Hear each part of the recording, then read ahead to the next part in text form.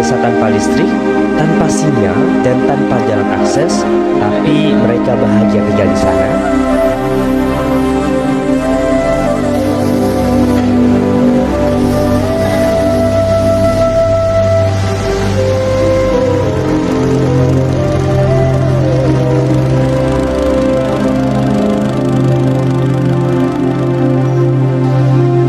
Sarah Baru nama desanya.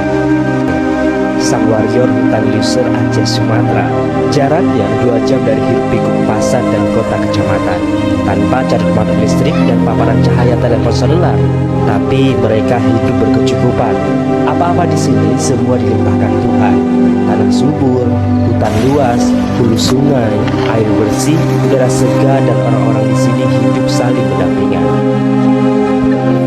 Bercumbu kata, memadu rasa, di sini tak akan diabaikan karena tak ada kesenjangan apalagi status sosial. Kata orang, di sini cocok untuk camping dan memancing.